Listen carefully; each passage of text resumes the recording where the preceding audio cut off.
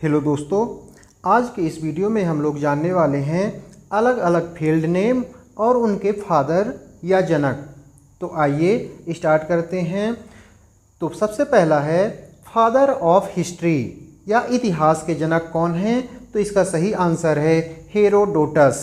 Herodotus को history या इतिहास का जनक कहा जाता है। अगला है फादर ऑफ जियोग्राफी। तो इसका सही आंसर होगा इरेटोस्थनीज। इरेटोस्थनीज को फादर ऑफ जियोग्राफी कहा जाता है।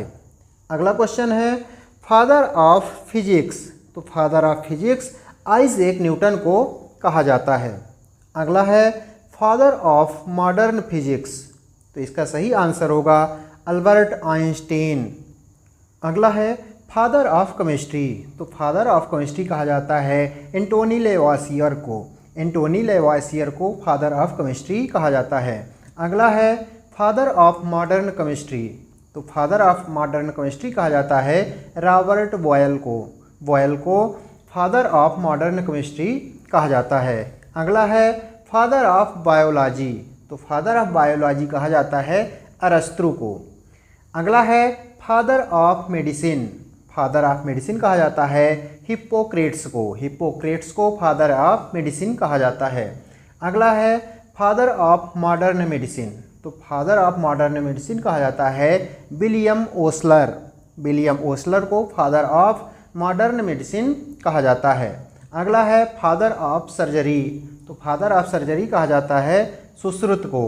सुश्रुत हैं फादर ऑफ सर्जरी। अगला है father of genetics. Father of genetics कहा जाता है ग्रेगोर मेंडल। ग्रेगोर मेंडल को फादर ऑफ जेनेटिक्स कहा जाता है। अगला है फादर ऑफ माइक्रोबायोलॉजी। तो फादर ऑफ माइक्रोबायोलॉजी कहा जाता है लुई पाश्चर को। लुई पाश्चर को फादर ऑफ माइक्रोबायोलॉजी कहा जाता है। अगला है फादर ऑफ मॉडर्न एस्ट्रोनॉमी। तो फादर ऑफ मॉडर्न एस्ट्रोनॉमी का जनक कहा जाता है निकोलस कोपरनिकस को। निकोलस कोपरनिकस को फादर ऑफ मॉडर्न एस्ट्रोनॉमी कहा जाता है। अगला है फादर ऑफ मॉडर्न जियोलॉजी। तो इसके जनक हैं जेम्स हटन। अगला है फादर ऑफ टैक्सोनॉमी। तो फादर ऑफ टैक्सोनॉमी कहा जाता है कार्ल लिनियस। कार्ल लिनियस को टैक्सोनॉमी का जनक कहा जाता है। अगला है फादर ऑफ बॉटनी। तो फादर ऑफ बॉटनी कहा जाता है थियोफ्रास्टस को। थियोफ्रास्टस को बॉटनी का जनक माना जाता है। अगला है फादर ऑफ मॉडर्न इलेक्ट्रिसिटी। तो फादर ऑफ मॉडर्न इलेक्ट्रिसिटी का जनक माना जाता है माइकल फैराडे को। अगला है father of nuclear. Ernest Rutherford को न्यूक्लियर फिजिक्स का जनक माना जाता है।